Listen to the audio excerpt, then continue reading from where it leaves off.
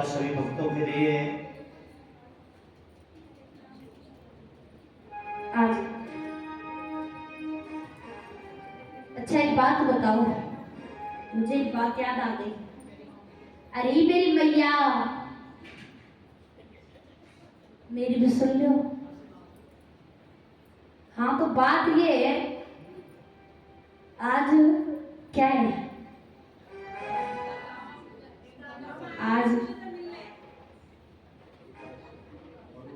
आज एकादशी है।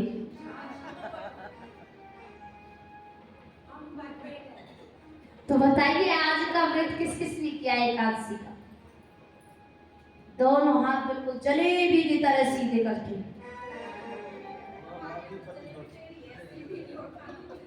हाँ तो हमारे ब्रज की सीढ़ी है तो हम सीधी बता रहे हैं।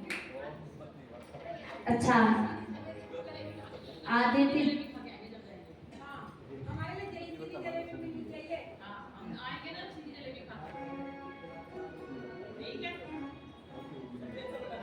आदित्य ज्यादा भैया हमारी एकादशी की व्रत है, तो जब भी कहूँ कि कैसे आनंद नहीं आ रहे हो। अच्छा तो हम आपको एकादशी की एक कथा सुनाते हैं, पर बीच में कोई बात नहीं करेगा। आपकी आदत है, आप पे चुप नहीं बैठा जाता, और आप ही के लिए हर किसी स्त्री की यही आदत होती है।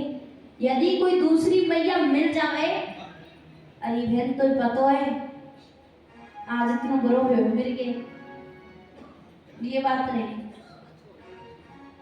बहन मैंने वो सोची मैं यह काम करूं, सही देखो कर दूं। अरे ना बहन यार मत करे, बेकार में करते हुए काम को रुकवा दे कि दूसरी में है।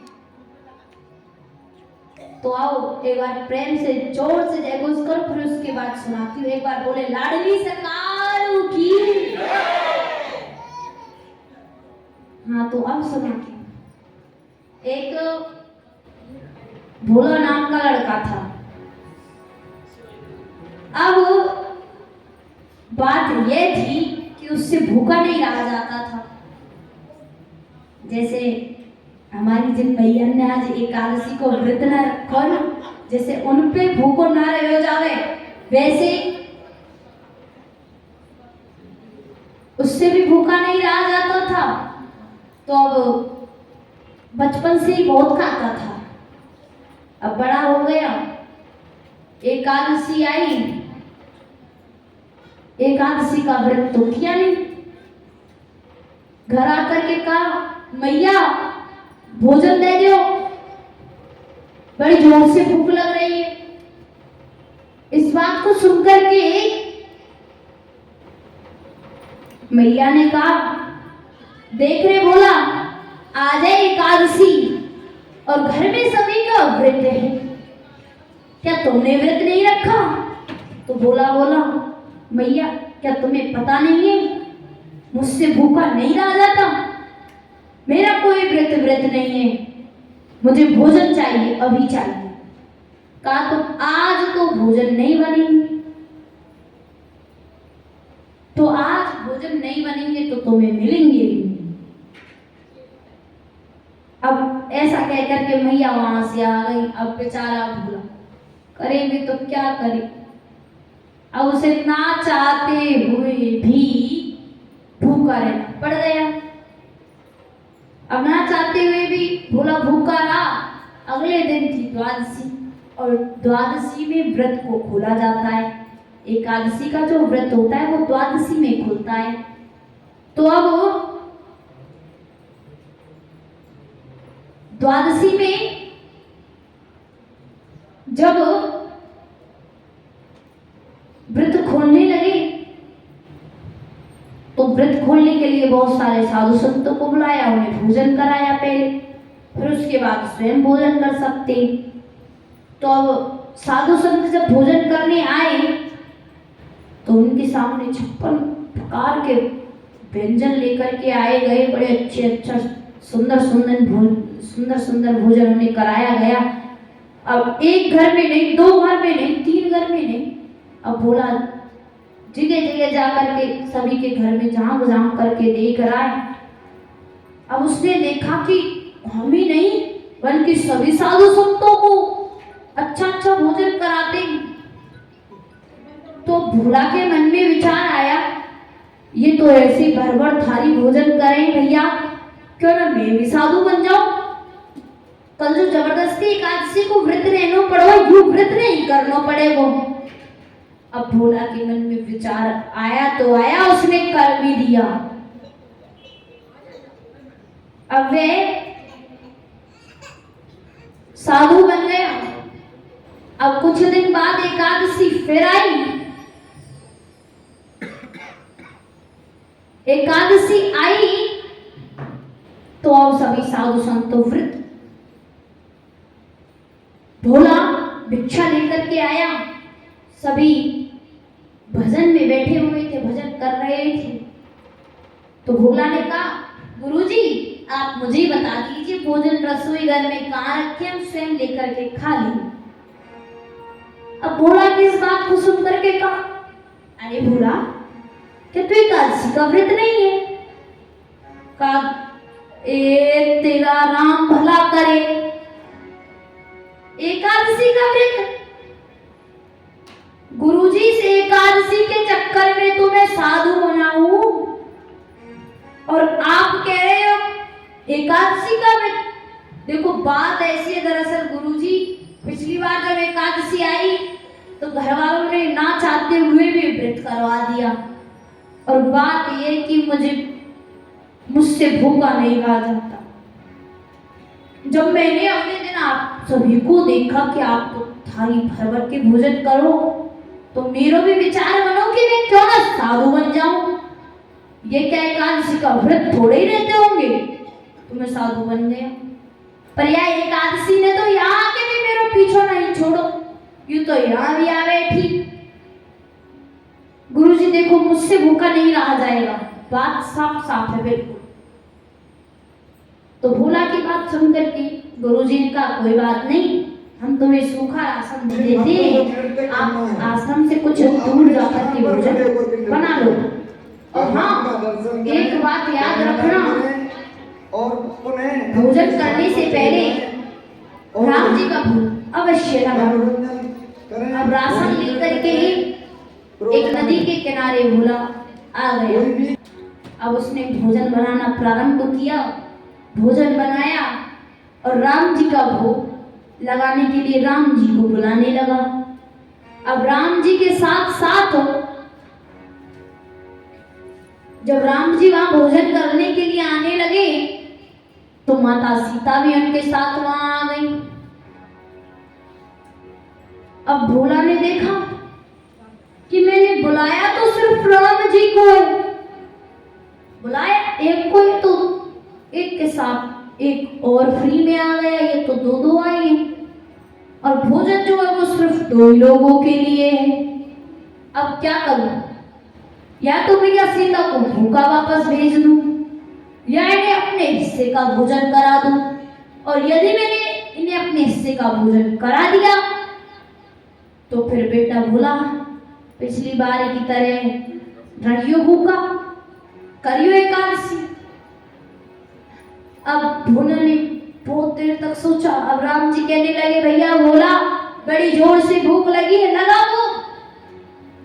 अब भोला कहने लगा, ठीक है प्रभु लगाते।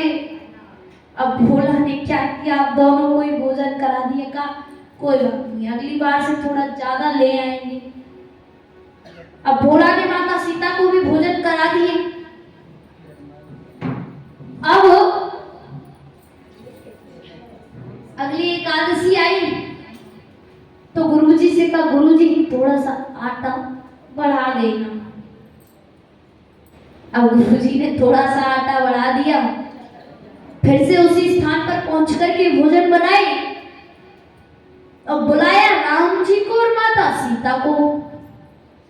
तो अब दो को बुलाया तो एक फिर से फ्री में आ गए, तीन तीन हो गए। अब भोला बेचारा फिर दुखी, कहा यार ये बड़ी अजीब समस्या, कोई बात नहीं, फिर एकादशी का व्रत कर लेंगे हम तो, पर अगली बार से थोड़ा ज्यादा लेकर आएंगे। अब बेचारा भोला करता भी तो क्या करता, तीनों को भोजन कराए और उन्हें वापस भेजा। भोला इसे एकादशी फिर भूखा रह गया। ऐसे ही दिन व्यतीत तो होते गए। एकादशी आई, गुरुजी से कहा, गुरुजी थोड़ा सा आटा बढ़ा देना। गुरुजी ने कहा ठीक है। अब जाकर के भोला ने फिर से भोजन बनाए। अब बुलाया 3 को, तो अब 4 आ गए। अब भोला कहने लगा ये बड़ी अजीब परेशानी बन चुकी है मेरे साथ। 1 को बुलाया 2 आ गए, 2 बुलाए 3 आ गए। ये तो 3 पर ही खत्म हो जाने चाहिए थे। राम जी भी आ गए, सीता जी भी आ गए, लक्ष्मण जी भी आ गए। अब इन भरत जी को आने की क्या आवश्यकता थी? आज फिर भूखा रहना पड़ जाएगा। कोई बात नहीं, अगली बार थोड़ा ज्यादा लेकर आऊंगा। तो अब ना चाहते हुए भी भोला को व्रत करना पड़ गया। जब हर एकादशी को भोला थोड़ा और बढ़ाना, गुरुजी थोड़ा और बढ़ाना करने लगा, तो अब गुरुजी को संदेह हो गया, ये वैसे तो एकादशी का व्रत कर रहा है और वैसे इतना सारा आटा ले जाता है, ये करता क्या है इस आटे का? लगता है इस आटे को ले जाकर के बेच डालता है, क्यों ना आज इसका पीछा किया जाए। तो गुरुजी ने भोला को सारा सूखा राशन दिया। भोला उसे सर पे रख के वही नदी किनारे पहुंच गया, उसके पीछे पीछे गुरुजी भी। अब गुरुजी झाड़ी के पीछे छुप गए और भोला को देखने लगे। भोला ने सब कुछ एक जगह पर रखा, चूल्हा बना दिया और कहा आओ राम जी भोग लगाओ। कुछ बनाया है नहीं और कहा आओ राम जी भोग लगाओ। तो आज राम जी ने हद्दी पार कर दी बिल्कुल। सारे के सारे राम दरबार को अपने साथ उठा लाए। अब भोला ने कहा वाह प्रभु वाह, धन्य हो आप।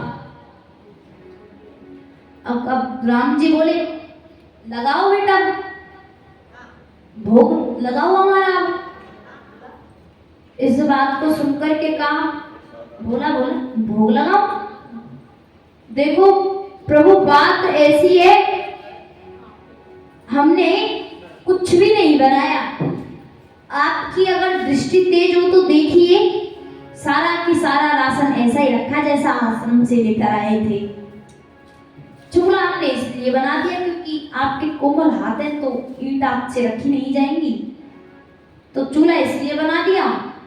लकड़ी वन में से बीन कर लेकर आओ, लकड़ी लगाओ चूल्हे के अंदर, आंच जलाओ, आटा लगाओ, सब्जी काट करके सब्जी बनाओ, फिर रोटी बनाओ और फिर उसे थाली में रखो, फिर उसे हमें दो और हम बैठ करके पहले अच्छे से खाएंगे।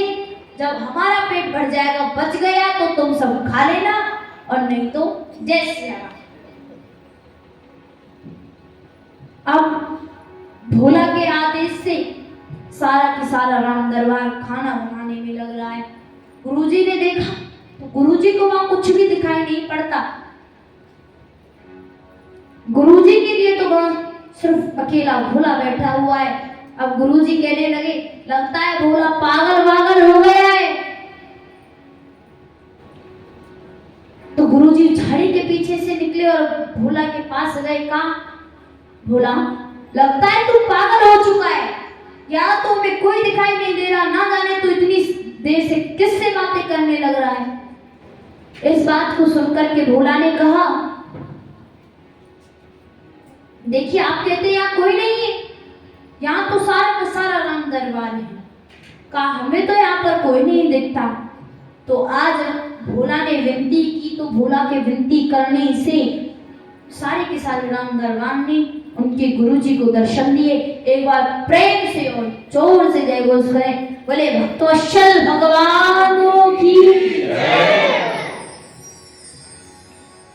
आइए एक भजन और उसके बाद अपनी आगे की कथा में प्रवेश करें।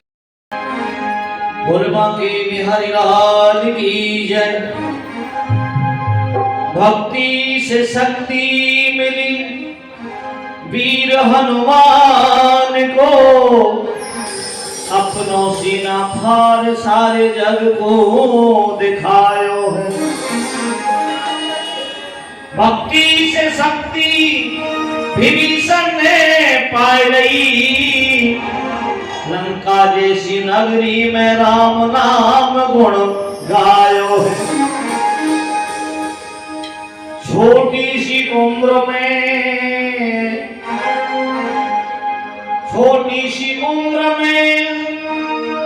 द्रौपदी ने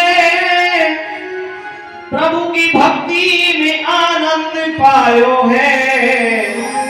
यह कवि हरि व प्रहलाद तू देख रहे हो, भक्ति की शक्ति से परम पद पायो है। और आइए आप राधा राधा राधा राधा बोल तेरी बाधा मिट जाएगी, राधा राधा बोल तेरी बाधा मिट जाएगी, राधा राधा बोल तेरी बाधा मिट जाएगी, राधा बोल तेरी बाधा मिट जाएगी, राधा राधा बोल तेरी बाधा मिट जाएगी, राधा राधा बोल तेरी बाधा मिट जाएगी। दुनिया की सारी खुशी तुझे मिल जाएगी, राधा राधा बोल तेरी बाधा मिट जाएगी, राधा राधा बोल तेरी बाधा मिट जाएगी, राधा राधा बोल तेरी बाधा मिट जाएगी, राधा राधा बोल तेरी बाधा मिट जाएगी, राधा राधा बोल तेरी बाधा मिट जाएगी, राधा राधा बोल तेरी बाधा मिट जाएगी। दुनिया की सारी खुशी तुझे मिल जाएगी, राधा राधा बोल तेरी बाधा मिट जाएगी, राधा राधा बोल तेरी बाधा मिट जाएगी।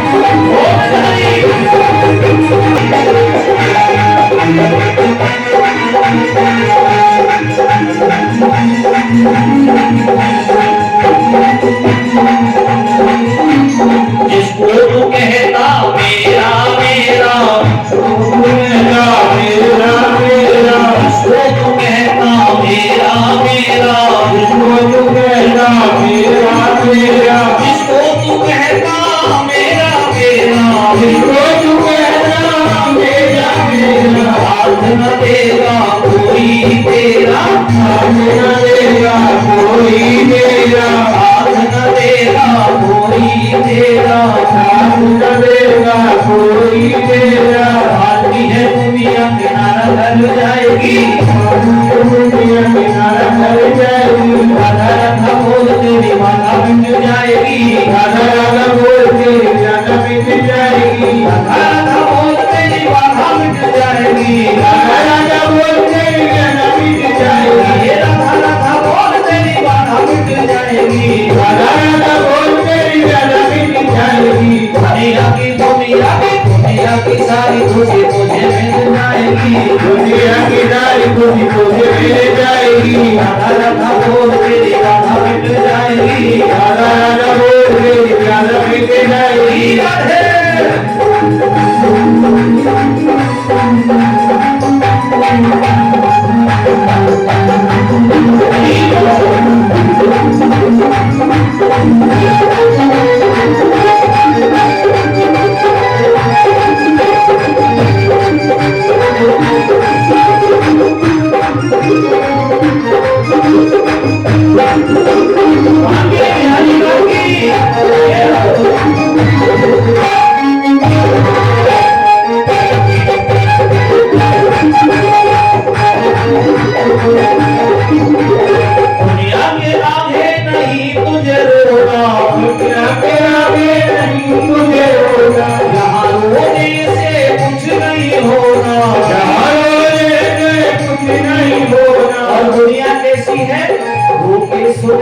दुनिया हंस के उड़ाएगी, दुनिया हंस के उड़ाएगी। राधा राधा बोल तेरी गाथा मिट जाएगी, राधा राधा बोल तेरी गाथा मिट जाएगी, राधा राधा बोल तेरी गाथा मिट जाएगी, राधा राधा बोल तेरी गाथा मिट जाएगी, राधा राधा बोल तेरी गाथा मिट जाएगी, राधा राधा बोल तेरी गाथा मिट जाएगी। दुनिया की सारी खुशी तुझे मिल जाएगी, दुनिया की सारी खुशी तुझे मिल जाएगी। राधा राधा बोल तेरी गाथा मिट जाएगी, राधा राधा बोल तेरी गाथा मिट जाएगी। हरे मोहन को मन में बसाए दे, हरे मोहन को मन में बसाए दे, हरे मोहन को मन में बसाए दे, हरे मोहन को मन में बसाए दे। एक लगन श्री राधा से लगाए दे, एक लगन श्री राधा से लगाए दे। राधा नाम धनी तेरे सोए भाग जगाएगी, राधा नाम धनी तेरे सोए भाग जगाएगी। राधा राधा बोल तेरी गाथा मिट जाएगी, राधा राधा बोल तेरी गाथा मिट जाएगी। हमारो धन राधा श्री राधा श्री राधा, हमारो धन राधा हमारो धन राधा राधा राधा राधा, हमारो धन राधा श्री राधा श्री राधा, हमारो धन राधा राधा राधा राधा, हमारो धन राधा राधा राधा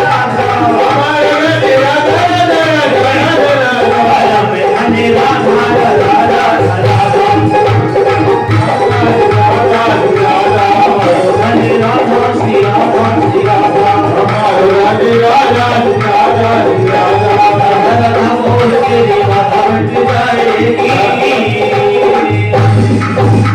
बोल बांके बिहारी लाल की जय श्री राधे श्याम।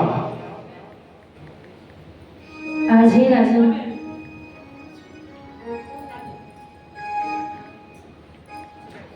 एक बार आपके पूज्य दादा युधिष्ठिर ने मेरे गोविंद को बुलवाया, कहा माधव हमारी इच्छा है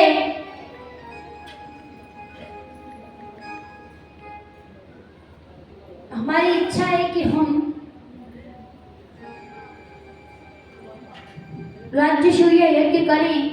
हमारे पिता ने आकर के हमसे स्वप्न में कहा था, तो अब आप बताइए हम किस प्रकार राज्यसूय यज्ञ करें। तो कहा देखिए इस बात आप अच्छे से जानते हैं, एक जंगल के कभी दो शेर राजा नहीं होते, तो इसलिए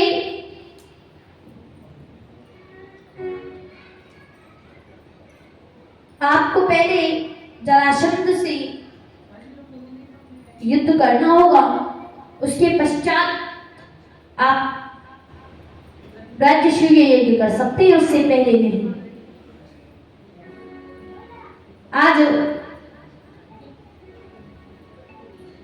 कहा कि देखिए भीम ने कहा कि हम उससे सामने से जाकर के युद्ध करेंगे, तो कहा यदि हमने सामने से जाकर के युद्ध किया तो वह हमें बंदी गृह में डाल देगा, क्योंकि जो भी उससे सामने से युद्ध करता है वह उससे पराजित ही हो जाता है, उसकी कभी भी विजय नहीं होती, उसे कभी विजय की प्राप्ति नहीं होती। तो इसीलिए कुछ और सोचना होगा। तो आज राजा ने श्री कृष्ण ने कहा जो जरासंध है वो ब्राह्मणों का बड़ा आदर सम्मान करता है, तो इसीलिए हम भीम और अर्जुन ब्राह्मण का रूप धारण करके जाएंगे और उससे भिक्षा में मल्लयुद्ध मांग लेंगे। तो आज तीनों ब्राह्मण का रूप बना करके भिक्षा मांगने गए। जरासंध ने उनका बड़ा आदर सम्मान किया, उन्हें उनसे कहा कि बताइए विप्रदेव आप भिक्षा में क्या लोगे। तो कहा हम भिक्षा में। अरे मैयाओ मेरी भी सुन लो, कोई नहीं बाद में कर लेना, जब बोला जाए तब कर लेना, अभी पहले मेरी बात सुनो। आज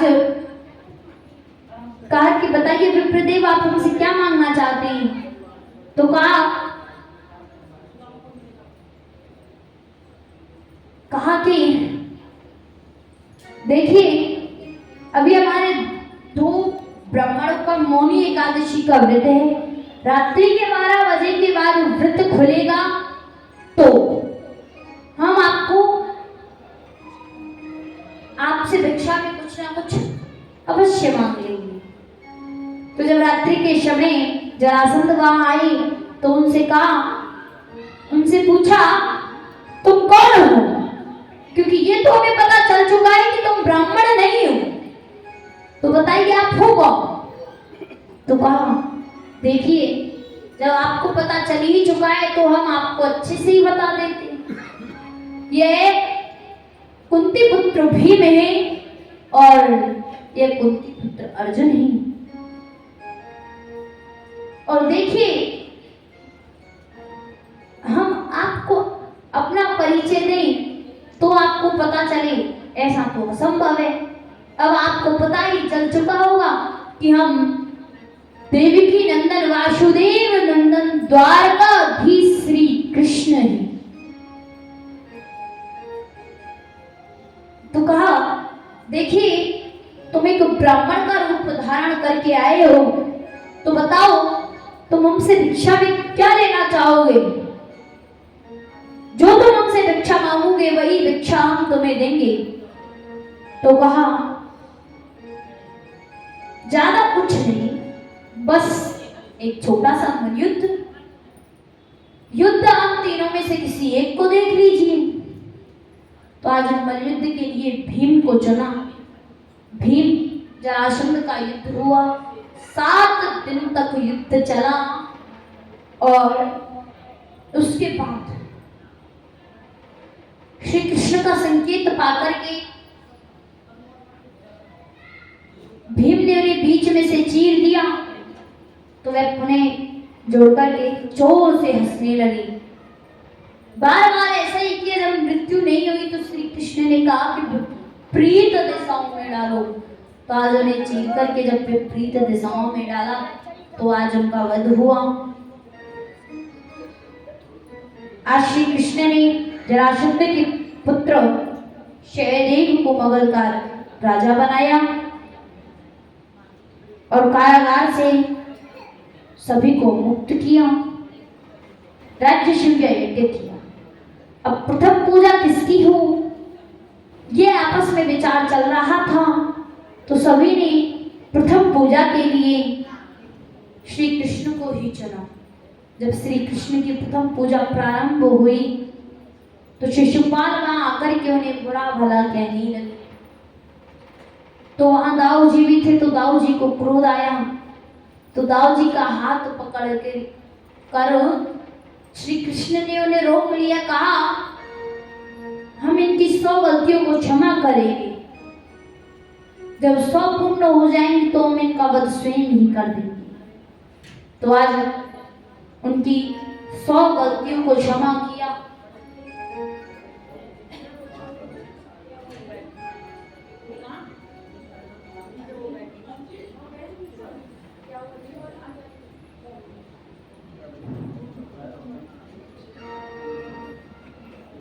आज उनकी सभी गलतियों को क्षमा किया।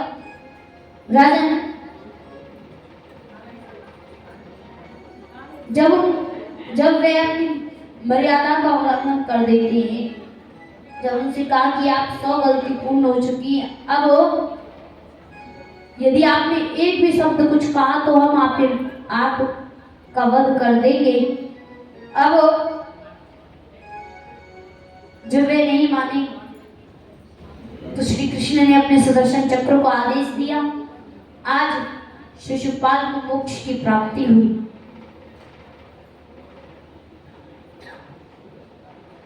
एक बार प्रेम से और जोर से जयघोष करें, बोले लाडली सरकार की जय हो। देखो मुझे आनंद नहीं आया।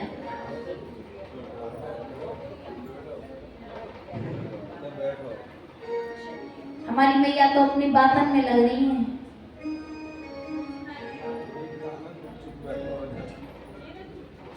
एक बार प्रेम से और जोर से जयघोष करें, बोले लाडली सरकार की जय।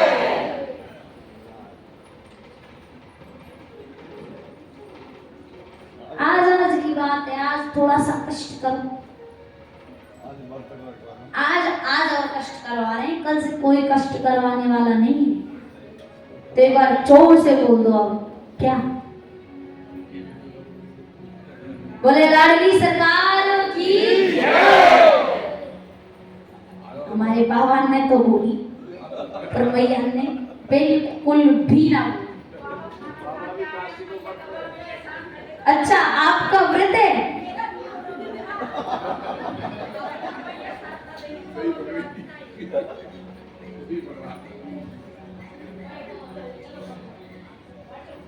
इस सृष्टि में मेरे गोविंद के अनेकों भक्त हैं, जिनमें से एक नाम कर्मा का भी आता है। कर्मा जो थी उनकी बचपन से ही माता नहीं थे। कभी उनके पिताजी वृंदावन भ्रमण करने के लिए आए थे, तो यहाँ से कृष्ण जी की छोटी सी प्रतिमा ली गई। तो कर्मा उन्हें अपना भैया माना करती थी। एक दिन कर्मा के पिताजी ने कहा कि बेटी कर्मा, देखो हम किसी कार्य से कुछ दिन के लिए बाहर जा रहे हैं, तो बेटी ध्यान रखना कर्मा, स्वयं भोजन करने से पहले लाला का भोग अवश्य रखना। लाला को भोजन कराने के पश्चात स्वयं भोजन करना। ऐसा कहकर के कर्मा के पिता वहां से आ गए। अगले दिन कर्मा प्रातःकाल उठी, स्वयं स्नान किया, ठाकुर जी को स्नान कराया और भोजन बनने रख करके ही खिचड़ी बनने रख दी और घर के कामों को करने लगी। जब खिचड़ी बन गई तो उसे थाली में डाला और उसके ऊपर 2-3 चम्मच अच्छे से घी और खूब अच्छे से जमा करके डाल दी और चम्मच लगा करके ले गई थाली को ठाकुर जी के सामने। कहने लगी, लाला भैया जल्दी से आ और जल्दी से खाना खा। तू खाना खा ले, फिर मैं भी खाना खाऊंगी। बाबा कह कर के गए, पहले लाला को खाना खवाइयो, के बाद ही स्वयं खाइयो। तो भैया बड़ी जोर की भूख लग रही है, वो जल्दी आ जा, जल्दी से खा ले, बड़ी अच्छी बनाई है, बहुत अच्छी खुशबू आ रही है खिचड़ी में थी। अच्छा तू खा, मैं जाती हूँ, मेरे पास काम बहुत है, मैं काम कर लेती हूँ। ऐसा कहकर के कर्मा वहां से आ गई और अपने घर के कामों में लग गई। कुछ देर बाद गई तो देखा थाली वैसी की वैसी। कर्मा कहने लगे, भैया मैं तुम्हें बता करके गई थी ना, मुझे भूख लग रही है, और देखो फिर भी तूने भोजन नहीं किया। भैया तू ऐसा क्यों कर रहा है? देख लाला, मुझे बड़ी जोर से भूख लगी है, मैं तो फिर समझा रही हूँ, तू जल्दी भोजन करने आ। अब इस बात को सुन कहकर कर्मा को याद आया, अरे बाबा तो जल भी रखते थे, हमने तो जल रखा ही नहीं। कहा ओहो, मैं तो भूल गई, बाबा जब तुम्हारे लिए भोजन लेकर के आते थे, तुम्हारे लिए जल भी लेकर आते थे, हमने तो तुम्हें जल दिया ही नहीं। ऐसा कहकर के जल लेकर के आई और ला करके रख दिया। कहा भैया अब तो आ करके खा ले। देखो यदि तुम्हें मेरे हाथ से खाना नहीं खाना ना, मेरे हाथ का खाना नहीं खाना, तो जो मेरे पिताजी वो बहुत दूर गए, 7 दिन बाद वापस आएंगे लाला, और यदि तू उनके भरोसे बैठे रहे हो ना, तो तेरे साथ साथ मैं भी 7 दिन तक भूखी रहूंगी। पिताजी बोल के गए हैं पहले लाला को खानो खवैयो वाके पश्चात ही स्वयं खाइयो। तो भैया अब तू जल्दी आ और आकर के जल्दी से खानो खा। ऐसा कहकर के कर्मा आकर के बाहर खेलने लगी। कुछ देर बाद गई तो थाली अब भी वैसी की वैसी। अब वो कर्मा को बड़े जोर से गुस्सा आया। कर्मा बोली देख लाला मैंने फिर मेरी बात नहीं मानी। भैया तू खाना खा ले, हमें भी बड़ी जोर से भूख लग रही है। अब कर्मा को याद आया कि पिताजी रोजाना पर्दे लगाया करते थे जब लाला को भोजन कराया करते थे, हमने तो पर्दे लगाए ही नहीं, हम तो इन्हें बेवजह डांट रहे थे। अब कर्मा ने देखा कि सारे के सारे पर्दे उन्होंने धुल दिए और वह सूख रहे हैं। तो कर्मा ने अपने घाघरे से ही पर्दा लगा दिया। कुछ देर बाद पर्दा हटाया, थाली वैसी की वैसी। तो कर्मा का गुस्सा जमीन से आसमान पहुंच गए। अब कर्मा को बड़ी जोर से गुस्सा आया। कर्मा बोली देख भैया तूने फिर मेरी बात न मानी, इस बार मेरी कोई गलती नहीं है लाला, अब मैं तो को ना छोड़ूंगी। अब ऐसा कहकर के कर्मा डांटने लगी। अब जब कर्मा कहने लगी देखिए एक बार फिर मौका देती हूँ, इस बार जल्दी से आकर के खाना खा, और यदि तूने आकर के खाना नहीं खाया तो फिर मैं तेरी बहुत जोर से पिटाई लगाऊंगी। ऐसा कहकर दौड़ी दौड़ी गई, एक डंडी तोड़ कर लेकर आई। कहा देख ये रही मेरे पास डंडी, अगर तूने आकर के अब खाना नहीं खाया तो अब तेरी बहुत जोर से पिटाई लगेगी। बहुत देर हो गई प्यार से बोलते बोलते, मैंने 20 बार बोल दिया मुझे भूख लग रही है, भूख लग रही है, पर तुमों की तुम्हें भूख ही नहीं लग रही, तुम कुछ खाने के लिए ही नहीं आ रहे। और आइए किस प्रकार कर्मा मेरे गोविंद से कह रही हैं। बोले भक्त वत्सल भगवान की जय। थाली भर के लाई रे खींचड़ो, ऊपर घी की बाट की, जीवो भरा श्याम धनी, जिमावे की बाट की, जिमावे कर्मा जाट की। थाली भर के लाई रे खींचड़ो, ऊपर घी की बाट की, जीवो भरा श्याम धनी, जिमावे कर्मा जाट की, जिमावे बेटी जाट की।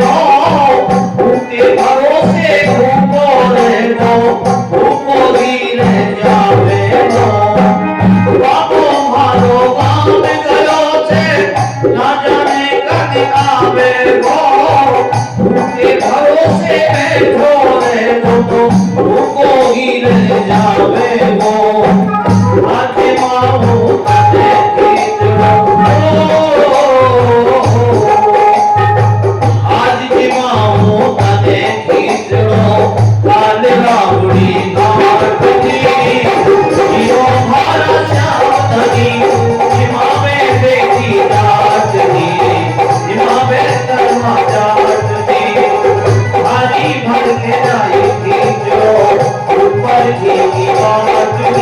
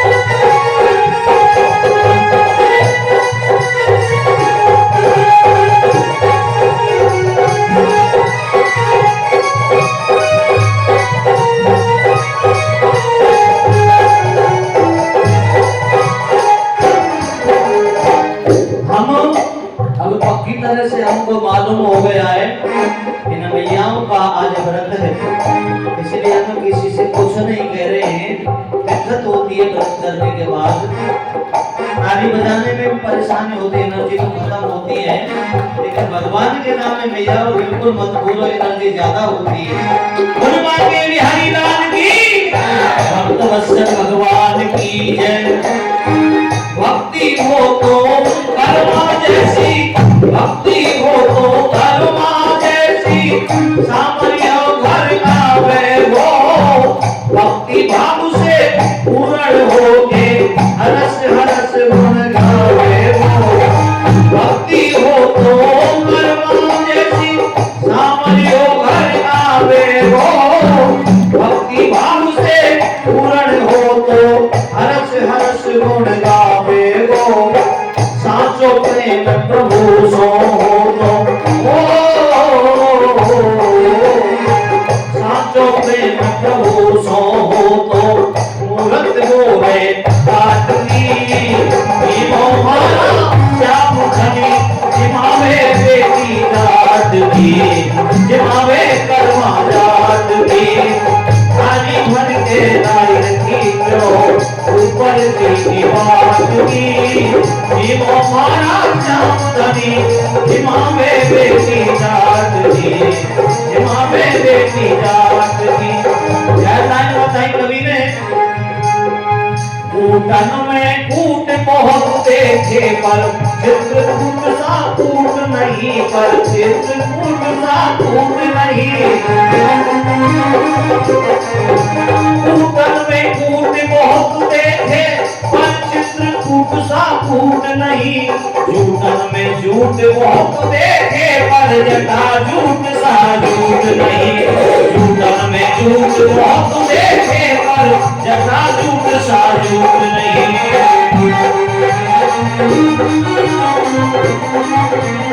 और हमारी मात्र शक्ति में इतनी शक्ति होती है, बताऊंगा दो लाइनों में। घूटन में फूट बहुत देखी, घूटन में फूट बहुत देखी, पर भाई जैसी फूट नहीं, पर भाई जैसी फूट नहीं। पर घूटन में फूट बहुत देखी, पर भाई जैसी फूट नहीं। लूटन में लूट बहुत देखी, पर राम नाम सी लूट नहीं। लूटन में लूट बहुत देखी, पर राम नाम सी लूट नहीं।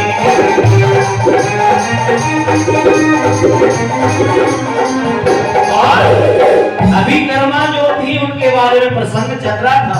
हमारी माताओं का कोई जवाब नहीं पहले से हमारे देश में। कल भी बताया था मैंने, नारी का सम्मान करो, नारी का सम्मान करो, इस देश का गौरव नारी है, इस देश का गौरव नारी है। नारी का सम्मान करो, इस देश का गौरव नारी है। बड़े बड़े कष्टों से नारी कभी न हिम्मत हारी है।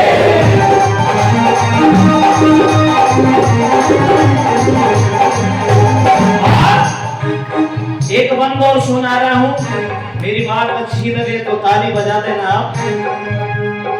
नारी का सम्मान जगत में, नारी की अजब कहानी है, नारी की अकत कहानी है। नारी का सम्मान करो, नारी की अकत कहानी है। अंग्रेजों से दोहा दे गई झांसी वाली रानी है। अंग्रेजों से दोहा दे गई झांसी वाली रानी है। हमारे पंडित जी ने कल कहा था, माताओं ऐसा धैर्य हमारी माताओं में पहले से ही है, आप भी धैर्य रखें। कल प्रसंग बता रहे थे, उन्होंने निर्दमता निर्दयी की है, 24 लोगों की हत्या करी है, जिनके बारे में पंडित जी ने बताया था। नारी का सम्मान करो, नारी की अजब कहानी है। अंग्रेजों से लोहा ले गई झांसी वाली रानी है। अंग्रेजों से लोहा ले गई झांसी वाली।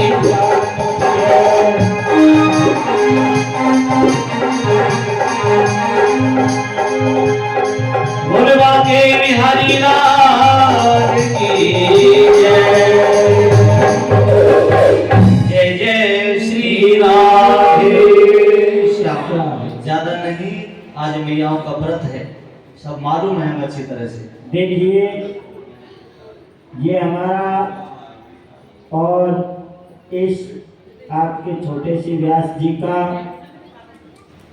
बड़ा ही सौभाग्य उदित हुआ कि जो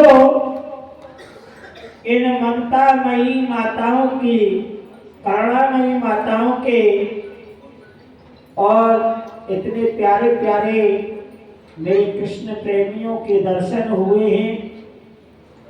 ये सब गोविंद ने हमारे लिए कोई ऐसा संयोग बनाया। हमारी 11 मैयाओं का प्रयास और हमारे बाबाओं का इतना प्रयास रहा है, तो ये दिन आज हमारा बड़ा सफलता पूर्वक 7वां दिवस चल रहा है। प्रिय भक्तों, व्यासपीठ पर आपके व्यास जी विराजमान हैं, लेकिन उम्र कहते हैं धन वृद्धा न बल वृद्धा ना चेर आयु वृद्धा सर्वे अपि वृद्धा एवं च ज्ञान वृद्धा। कोई धन में बड़ा नहीं होता, कोई बल में बड़ा नहीं होता, कोई आयु में बड़ा नहीं होता, सबसे बड़ा वो होता है जो ज्ञान में बड़ा होता है। और यहाँ पर पूज्य श्री सूत जी ने जब इतना कहा धन वृद्धा न बल वृद्धा न चैव आयु वृद्धा तथैव च सर्वे अपि वृद्धा एव च ज्ञान वृद्धा अहिम दास किंकरस्य किंकरस्य। हम आपके दास हैं। 88,000 महात्माओं ने और सूत जी के सामने प्रणाम किया था। प्रिय भक्तों, आप सभी के मन में एक शंका उत्पन्न हो रही होगी और उस शंका का निवारण करने के लिए देवी जी का आदेश मिला है कि आप थोड़ा कुछ बताएं कि भागवत 7 दिन की ही क्यों होती है। ये प्रश्न बार बार कई विद्वानों ने मेरे से करा भी है, कई बुजुर्गों ने किया है कि भैया 11 दिन की क्यों ना करें या 5 दिन की क्यों ना करें या सत्यनारायण की तरह 1 दिन की क्यों ना करें। देखिए काज के 7 दिन को टाइम है ना है, तो 7 दिवस बहुत होते हैं। यही कृष्ण मां पार्वती ने भगवान शंकर को सुनाया है। दूसरे दिन की कथा में आपने सुना होगा कि अमरनाथ में भोले बाबा कथा सुन बैठे आसन मार और अमर कथा को लगे सुनाने गौरा को त्रिपुरार उमा के पड़ गए सोता और हुकरा दे रहे तोता। आप सभी भक्तों ने बड़े प्रेम पूर्वक सुना था इन प्रसंगों को। प्रिय भक्तों, ये 7 दिन की होती है और ये नॉन स्टॉप होती है। वास्तव में यही अमर कथा है और कोई अमर कथा नहीं है। राम कथा, कृष्ण कथा और भागवत जी तो कल्प वृक्ष कहा गया है कलयुग के लिए कि कल्प वृक्ष तर बैठिए मन चाहे जो पाए और पानो चाहिए तो कृष्ण वृक्ष तर जाए। कृष्ण वृक्ष भागवत जी को कहा गया है क्योंकि जो भागवत जी हैं इनके ऊपर मोटे अक्षरों में लिखा हुआ है। कोई भी विद्वान पढ़ लेना, सुख सागर उठा लेना, सुधा सागर उठा लेना एवं भागवत जी उठा लेना, 2 खंड की होती है। तो सर्वप्रथम जब हम आश्रम में जाते हैं तो पहले हमें उन शब्दों का ही ज्ञान कराया जाता है। भागवत जी पर लिखा हुआ है श्रीमद् भागवत महापुराण। और किसी के ऊपर नहीं लिखा। शिव पुराण पढ़ा होगा, बराह पुराण पढ़ा होगा, हरवंश पुराण पढ़ा होगा, गरुड़ पुराण पढ़ा होगा, नारद पुराण पढ़ा होगा, वैश्य पुराण पढ़ा होगा, लेकिन किसी के ऊपर श्री महापुराण नहीं लिखा। क्यों लिखा गया? देखिए, आज की कथा 7वें दिन की इसीलिए होती है कि जो भक्तों के अंदर कोई संदेह हो तो वो संदेह निकाल दिया जाना चाहिए। क्योंकि महाराज परीक्षित को एक ही संदेह हुआ, उन्होंने अपने नाक को सिकोड़ लिया, तो नाक सिकोड़ने से वहीं से तक्षक ने उनको धनुष से मारा था। प्रिय भक्तों, श्री माने क्या होती है आप बताइए? आप सभी सनातन प्रेमी बैठे हैं, मुझसे बुजुर्ग बैठे हैं, विद्वान बैठे हैं। श्री माने होती है लक्ष्मी, और लक्ष्मी 8 बताइए कितनी? 8। और 8 में 2 लक्ष्मी श्रेष्ठ हैं, 3 लक्ष्मी श्रेष्ठ हैं। श्री जिसे हम रोज खर्च करते हैं, आमदनी के लिए दिन रात भागते दौड़ते व्यापार करते हैं, ये विष्णु प्रिया लक्ष्मी। दूसरी है ग्रह लक्ष्मी। ग्रह लक्ष्मी आप बैठी हुई हैं, सब आप ग्रह लक्ष्मी हैं। कहते हैं यदि हमारे यहाँ एक राजस्थान के कवि हुए, कवि आपने सुना होगा अलावड़े वाले। अलावड़े वाले राजा मान सिंह की बड़ी सुंदर कैसे भरी उन्होंने कहा है कि नारी नहीं नौरंगी है, नौरंगी नहीं सौ रंगी है, ढके तो सारे कुल को ढक ले, वरना नंगी की नंगी है। तो इसका कोई गलत नहीं है, श्री ग्रह लक्ष्मी को कहा गया है। धन लक्ष्मी हम रोज यूज करते हैं।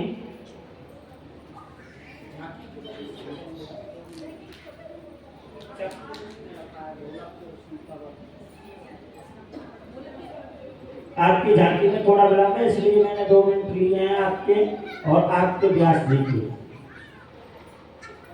तो श्री लक्ष्मी आप हैं, धन लक्ष्मी हम यूज कर रहे हैं, जिसके बगैर कोई कार्य नहीं होता है। और एक है राज लक्ष्मी, ये 3 लक्ष्मियों की मान्यता है। तो राज लक्ष्मी राजा परीक्षित को थी, और हमारे आजकल पीएम मोदी जी को है,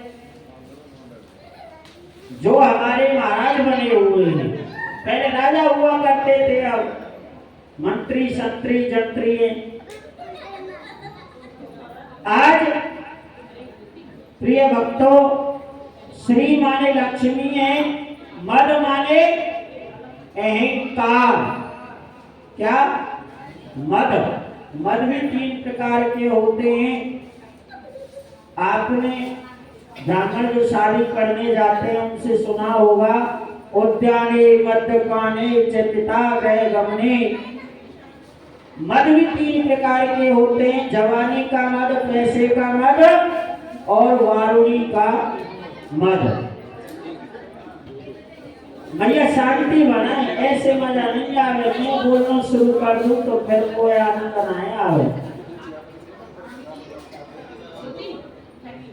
तो मद 3 प्रकार के, यानी तीनों प्रकार के मदों को नष्ट करती है लक्ष्मी से। जो तीनों लक्ष्मियों से 3 प्रकार का मद जो हमें मिलता है, वो भा से, भूमि, आ से आकाश, वा से वायु, ग से गगन, आ से अग्नि और भ से भूमि, वा से वायु और पे से तप भी कहा गया है और तरल भी कहा गया है, यानी जल।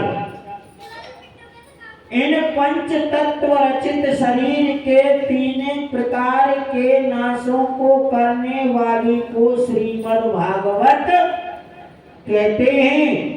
और महापुराण क्यों लिखा है? क्योंकि इसमें 24 हमारे जो 18 पुराण लिखे गए हैं, अष्टादश पुराणेषु व्यासस्य वचनम द्वे, 18 पुराणों में व्यास जी ने 2 ही वचन लिखे हैं। कौन से हैं? आपने पढ़ा होगा 18 पुराणों में 2 वचन कौन से हैं? यदि उनको जीवन में उतार लिया जाए तो भागवत की भी जरूरत नहीं, भगवान के मंदिर जाने की जरूरत नहीं। आपके भगवान, अच्छा एक बात बताइए, आप भगवान को मानते कहाँ? भगवान हमारे हृदय में है। शिव पुराण के अंदर कहा गया है कि शक्ति रूपेणा ततेव चा भगवंत रूपेणा। जो ज्योति शक्ति, जो डीजल रूपी इंजन में हमारे में चल रही है, ज्योति जल रही है, जिसे हम प्राणवायु कहते हैं, वही भगवान है। और बाबा तुलसीदास ने कहा है, राधे, बाबा तुलसीदास ने कहा है कि ईश्वर अंश जीव अविनाशी, सुंदर सकल सहज सर्वराशि। ईश्वर के अंश होने, ईश्वर अंश जीव अविनाशी। जो जीव जन्म ले चुके हैं, जिन जीवों ने अभी जन्म नहीं लिया है, या जो जीव जन्म लेने वाले हैं, वे सब ईश्वर के अंश हैं। तो हम तो कौन हुए? ईश्वर के अंश हुए ना। ईश्वर का अंश तो बना कंस। आकर्षणेन रोजते दीपं प्रज्वलते तेना कृष्णं जयते। कृष्ण कौन हुए? जो हमारे अंदर बैठा है दीप ज्योति, वो कृष्ण है। और इसका अंश कौन है? का अंश कंस। कंस पूर्व जन्म में कालनेमी नाम का राक्षस था। कौन था? कंस पूर्व जन्म में कौन था? कालनेमी नाम का राक्षस। जब रावण ने कहा हनुमान से, भगवान राम के कहने से हनुमान सरजीवन लेने जा रहे हैं, तो रावण ने कालनेमी से कहा कि कालनेमी जाओ, उस हनुमान को रास्ते में रोक दो, वो सूर्योदय तक आएगा नहीं, लक्ष्मण मारा जाएगा। मेरे पुत्र की शक्ति लगी है, वो सूर्योदय तक आएगा नहीं, लक्ष्मण मारा जाएगा, तो राम स्वयं मर जाएगा। आज कालनेमी माया रच के हनुमान को रोक रहा है। और जब हनुमान जी को बता दिया गया कि ये कोई ऋषि ऋषि नहीं, कालनेमी है, तुम्हारा मार्ग की बाधा बनने आया है। जब हनुमान जी मारने लगे तो कालनेमी ने पैर पकड़ लिए। महाराज, मैं तुम्हारे हाथ से नहीं मरना चाहता, क्योंकि तुम्हारे हाथ से मरूंगा तो मुझे पुनः जन्म लेना पड़ेगा, क्योंकि भक्त के हाथ से मरा हूं, भगवान ने तो हाथ भी नहीं लगाया अभी। मैं जन्म मरण से छूटना चाहता हूं, मैं तो राम के हाथ से मरूंगा। हनुमान जी ने टेलीफोन मिलाया राम जी को। टेलीफोन तो था नहीं पर पहले, है ना, यानी कि अपने ध्यान राम जी से लगाया। तो राम जी को टेलीफोन मिलाया कि राम जी, कालनेमी ने मेरा रास्ता रोका है और मैं इसका वध करना चाहता हूँ, और ये कहता है मैं तेरे हाथ से नहीं मरना चाहता, मैं तो राम जी के हाथ से मरूंगा। तो प्रभु बताइए, जीवता छोड़ू या मारूं? राम जी ने आदेश दिया, इसको इस समय समाप्त करो, द्वापर अंत में हम आएंगे, तब इसका वध हम अपने हाथों से करेंगे। अभी इसके पाप के गड़ा नहीं भरे हैं, अभी एक जन्म और लेना है इससे, तब हमारा भक्त बनेगा। अभी तपस्या कम की है, इसलिए केवल 2.5 घड़ी की है, अभी तो 1 जन्म तक और करना है इसे, तब हमारे दर्शन होंगे। तो हनुमान जी ने मार दिया। तो वही कालनेमी का अंश कंस बना और भगवान के रूप में कृष्ण आए। अब कंस की 2 पत्नी हैं, अष्टि और प्राप्ति। कौन है? सूक्ष्म में लेके चल रहा हूं पूरी भागवत को। अष्टि और प्राप्ति। अष्टि कौन है? जो हमारे पास है, जो हमारे पास जितना भी धन दौलत संतान घर मकान ये सब है, और प्राप्ति यानी और पाना चाहते हैं, और पाने के चक्कर में कहां पहुंच जाते हैं। अष्टि और प्राप्ति किसकी बेटी है? जरा संध। जरा माने बुढ़ापा और संधि माने मेल। दोनों कहां पहुंच जाती हैं? बुढ़ापे में पहुंच जाती है ना, पूरा जीवन निकल जाता है। मानव देह ये हमें 7 दिन की मिली है। प्यारेओ ये बताओ 7 से 8वां दिन कोई होता है? इन 7 दिनों में हम जन्म भी लेते हैं, 7 दिनों में हम मरते भी हैं। इसलिए भागवत जी को सप्ताह की विधि कहा गया है, क्योंकि लगा लो Sunday Monday Tuesday Wednesday Thursday Friday Saturday फिर संडे, ठीक 7 से 8वां वार है कोई? दिन है कोई? नहीं। किसी का बुध को जन्म हुआ, किसी को बृहस्पति को हुआ, किसी को मंगल को हुआ, लेकिन जाएंगे जब इस शरीर को छोड़ के, कोई सोम को जाएगा, कोई बुध को जाएगा, कोई बृहस्पति को जाएगा। वही कथा चल रही है और वही कथा हम कर रहे हैं। ये सब कथाएं हैं। कथा किस लिए होती हैं? का आ था, जो बात को कथनी करके लोगों के हृदय में बिठा दे, वो कथा होती है।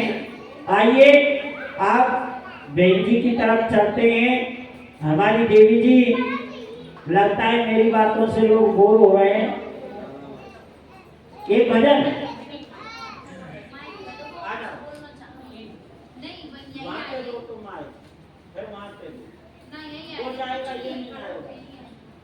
हाँ, वो माइक दे दो, पीछे वाला माइक पकड़ा दो।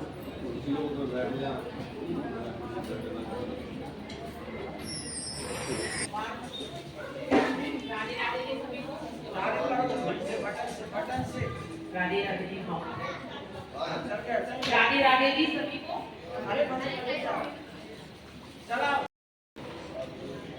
सबसे पहले हमारी देवी जो कथावाचक हैं, जो सुंदर सुंदर वचनों से हमारी सभी 7 दिन से कथा कर रही हैं, उनको प्रणाम। फिर हमारे जितने भी अतिथि आए हुए हैं उनको सादर प्रणाम। हमारे आदरणीय माननीय हमारे सभी आए हुए अतिथियों को आप सबका बहुत बहुत आभार, जिन्होंने हमारी कथा को यहाँ तक पहुँचाया, उसके लिए बहुत बहुत धन्यवाद। सबसे पहले अभी हमारे 3-4 दिन पहले ही हमारे कश्मीर क्षेत्र में हमारे बच्चों को मार दिया गया। बहुत दुख की बात है, वो उन्हीं के बच्चे नहीं, हमारे पूरे भारतवर्ष के बच्चों को मारा गया है। उसके लिए सब उनको नमस्कार और श्रद्धांजलि। सभी बहुत दुख की बात है कि इतनी क्रूरता के साथ उनको मारा गया, उसका वर्णन नहीं कर सकते। और हमारी सभी मातृशक्ति जो है उनके लिए बहुत बहुत धन्यवाद, जिन्होंने हम सबने हमारा साथ दिया। हमारे पृष्ठ प्रधान ने भी हमारा सहयोग कर कथा को संपन्न कराने में कोई कमी नहीं छोड़ी, और जो आगे से आगे बढ़ चढ़कर ये काम सभी ने एक साथ मिलकर किया, उसके लिए सभी को बहुत बहुत धन्यवाद। बस मैं थोड़े से शब्दों में इतना ही कहना चाहूंगी। सबके लिए बहुत बहुत धन्यवाद।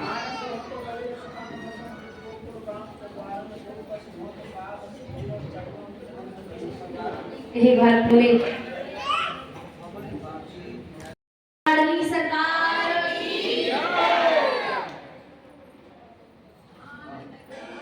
कोई बात नहीं, आगे बढ़ो, आगे बढ़ो। आज कर्मा के यहाँ स्वयं मेरे गोविंद भोजन करने के लिए आए, तो कर्मा को मेरे प्रभु ने अपने हाथों से भोजन कराया और मेरे प्रभु को कर्मा ने अपने हाथों से भोजन ग्रहण कराया। तो आज जब कर्मा के पिताजी वापस लौटे तो कहा, बेटी कर्मा, क्या तुमने स्वयं भोजन करने से पहले भोजन लाला को कराए थे?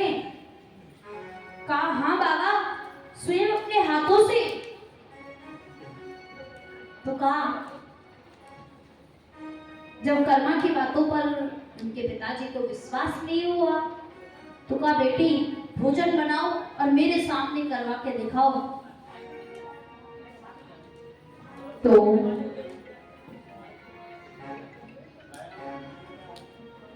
आज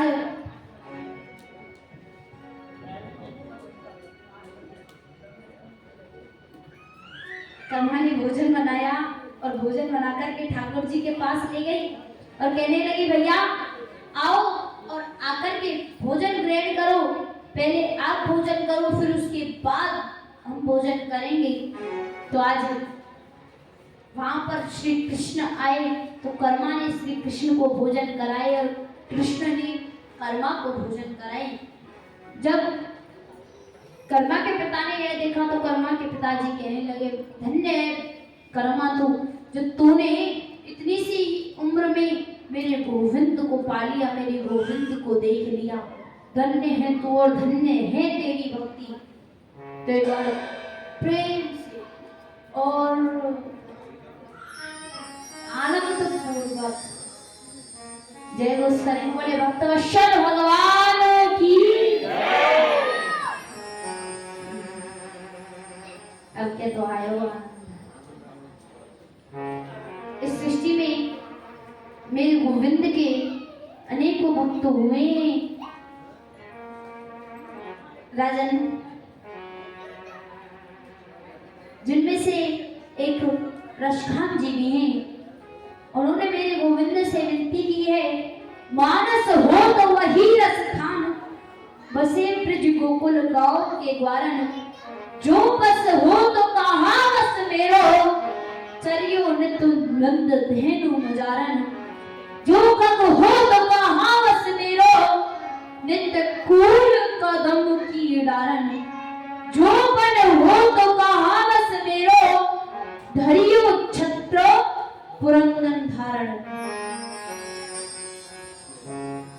अब ये रसखान जी है कौन?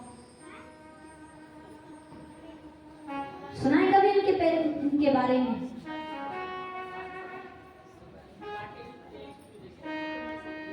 जोर से बोल, बताओ, ऐसे नहीं सुनो, मुझे सुनता कम है मुझे, जल्दी बताओ।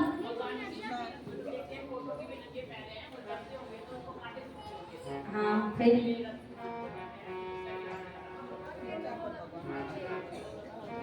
अब भैया ने आधी आधी पता है, अब मैं पूरी बताऊं। वो ऐसे नहीं है, वो अलग प्रकार से है। वो अब मैं सुनाती हूँ अलग प्रकार से, कैसे वो किस प्रकार से। जो रसखान जी थे, हाँ तो हिंट बता दी तो मैं सुनाती हूँ। जो रसखान जी थे वे पान खाने के बड़े शौकीन थे, उन्हें पान खाने का बड़ा शौक था। तो एक दिन वे एक पान वाले की दुकान पर खड़े थे, तो उस पान वाले की दुकान में एक बड़ी ही सुंदर तस्वीर मां के बिहारी जी की लगी हुई थी, जिसमें मेरे ठाकुर जी, अब ये बात तो आपको पता है, जब मेरे ठाकुर जी खड़े होते तो वो भक्ति बना करके खड़े होते, टेढ़े मेढ़े खड़े होते। और पता है मेरे जो बांके बिहारी है वो 7 जगह से टेढ़े हैं, और उनका मुकुट है वो भी टेढ़ा है, और खड़े होते तो टेढ़े होते खड़े। तो मेरे गोविंद सारे टेढ़े मेढ़े हैं। अब उसी प्रकार से एक कदम के वृक्ष पर ऐसे करके अपने हाथ को रखा हुआ और बंसी रखी है और होठों पर, और पैरों की भक्ति बनाई हुई है। अब जब रस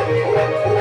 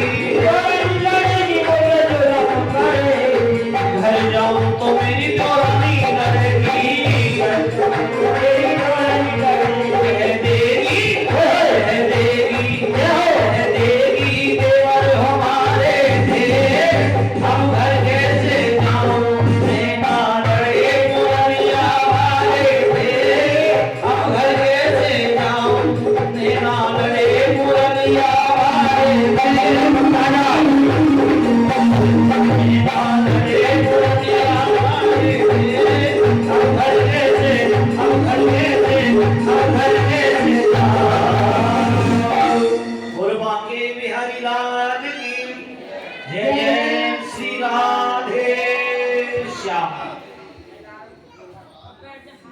राजन, मेरे गोविंद के अनेकों भक्त हैं, पर सुदामा जैसा भक्त मेरे प्रभु का एक भी नहीं हुआ।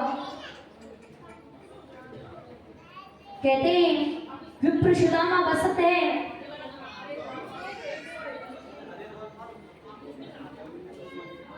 विप्र सुदामा बसत है, निज कर अपने गांव, भिक्षा कर भोजन करे, यही जपे हरि नाम।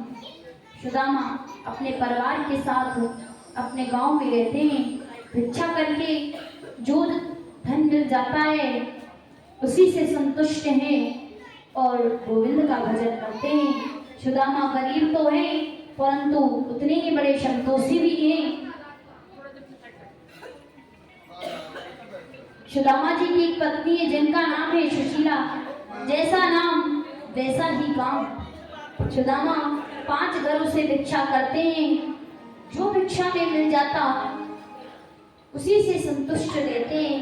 मिल जाए तो ठीक है और ना मिले तो और भी अधिक ठीक। एक दिन भिक्षा करने के लिए गए तो उन्हें भिक्षा में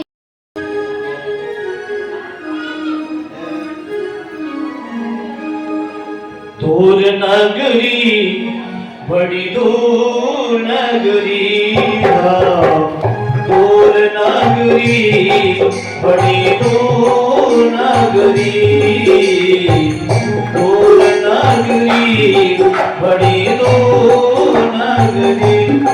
कैसे आऊं मैं कन्हैया, कैसे आऊं मैं कन्हाई, तेरी द्वारका नगरी बड़ी दूर नगरी, दूर नगरी बड़ी दूर नगरी।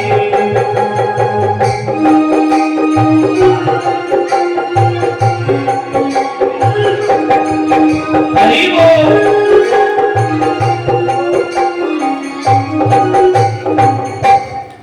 बोले लाडली सरकार की, वहाँ के प्यारे लाल की जय जय श्री राधे। आज सुदामा जी थके आए एक पेड़ के नीचे सो गए, तभी मेरे प्रभु ने योग्य माया को भेजा,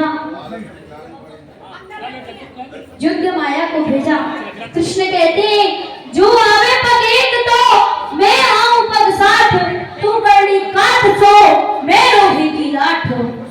आज युद्ध माया ने सुदामा को लाकर के द्वारका के द्वार पर सुला दिया। जब सुदामा जी जागे तो देखा मैं एक नगर में हूँ। पूछने लगे ये कौन सा नगर है?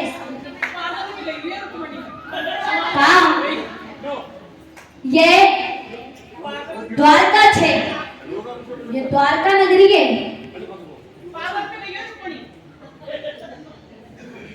बताया कि ये द्वारका नगरी है, यहाँ के राजा श्री कृष्ण हैं।